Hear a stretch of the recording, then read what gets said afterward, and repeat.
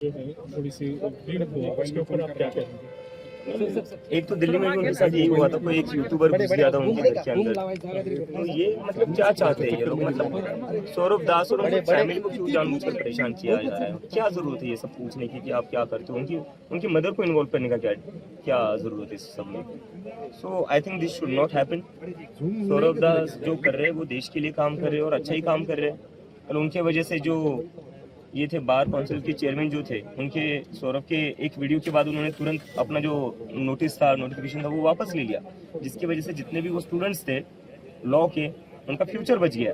तो सौरभ तो देश के लिए अच्छा काम कर रहा है, जो देश के लॉ स्टूडेंट्स हैं उनके लिए अच्छा काम कर रहा है, तो क्यों उसको जानबूझकर उसको परेशान किया जा रहा है, उसकी फैमिली को परेशान किया जा रहा है? आपने जो स्कूलों का इंफ्रास्ट्रक्चर का मुद्दा उठाया है, बड़े जो है रायगढ़ से हिंदी सभा वीडियो सामने आया है, लड़कियां जो है स्कूल जा रहा है, लेकिन उन्हें जाने के लिए प्रॉपर रास्ता नहीं है, टर्न उनकी सुविधा नहीं है, उसके ऊपर क्या कहेंगे आप?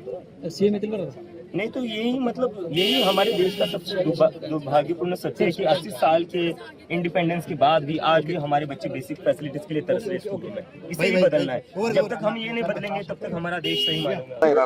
बार काउन्सिल ऑफ इंडियाचे अध्यक्ष मनन मिश्रा यांनी हा निर्णय घेतलेला आहे. काय तर फक्त त्यांनी आंदोलन केलं सीजे विरोधात. नाही, काल तो आम्ही जेव्हा म्हणलं की आम्ही प्रोटेस्ट करू त्याच्या एका तासानंतर त्यांनी ते माघार घेतली. पण हा अशा पद्धतीचा निर्णय घेणं घेत नाही, हे या लोकांची मेंटॅलिटी आहे ना, कुठे ना कुठे तानाशाही मेंटॅलिटी आहे की आमचा कोणी विरोध केला तर आम्ही तुम्हाला काहीच करू देणार नाही, तुमचं करिअर आम्ही संपवून टाकू. तर त्याच मेंटॅलिटीने कालचा तो निर्णय घेण्यात आला होता.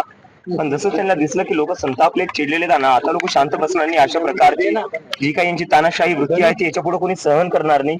हे काल पुन्हा एकदा सिद्ध करून दाखवलेलं आहे लोकांनी आणि जेनझीनी ज्या प्रकारे त्यांनी लगेच एका तासात हा निर्णय जो मागे घेण्यात आला, त्यावरनं आता मला वाटतं की सरकार कुठे ना कुठे समजायला लागली आहे की आता ही तानाशाही वृत्ती चालणार नाही. सौरभ दास यांच्या राजीनाम्याची मागणी होते काही कारणावरून, काय नक्की प्रकरण आहे?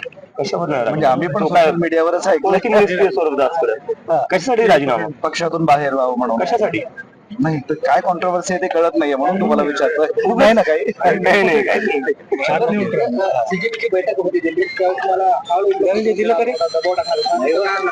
नाही, आम्ही 7-8 हॉल्स पाहिलेत पण कोणीच हॉल दिला तयार नव्हतो. कारण हे सांगत होते की तुम्हाला हॉल दिला तर आम्हाला आधीपासून धमक्या भेटल्या की हॉल त्यात खूपच म्हणजे मुश्किलीने आम्हाला एक हॉल भेटला होता.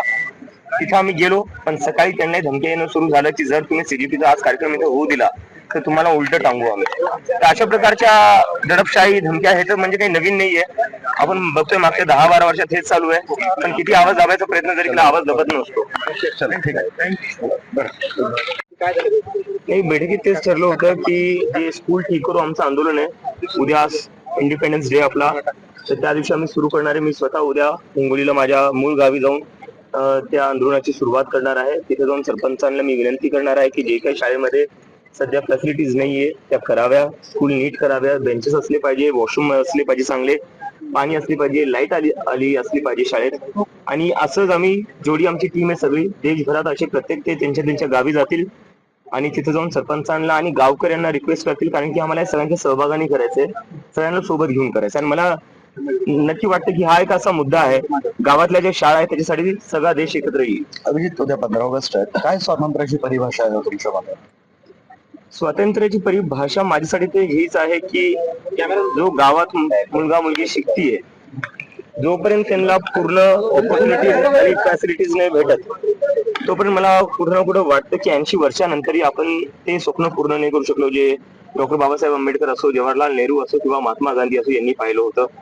जोपर्यंत आपला देश पूर्ण शिक्षित होत नाही आणि गावापर्यंत शिक्षित नाही तोपर्यंत कुठं ना कुठं ते स्वप्न अपूर्ण राहणार आहे. आज मुख्यमंत्र्यांच्या उपस्थितीमध्ये तिरंगा रॅली कसं पाहताय? झाली पाहिजे. आता तिरंगा रॅलीवर काय झालीच पाहिजे, ती स्वातंत्र्य दिवस उद्या आपला ते झालंच पाहिजे. पण कुठे ना कुठे शिक्षणावरही थोडं लक्ष दिलं पाहिजे. कधीपर्यंत आपल्या गावकडचे म्हणजे आता सगळ्यात जास्त महाराष्ट्रातून व्हिडिओ येत आहेत जे लहान मुलांचे येत आहेत. आणि व्हिडिओ काय येत आहेत, मुली म्हणतात 7-7 किलोमीटर दूर जावं लागतं, रस्ता नाहीये. थोडं याच्यावर पण लक्ष दिलं पाहिजे. एक वेगळा प्रश्न आहे.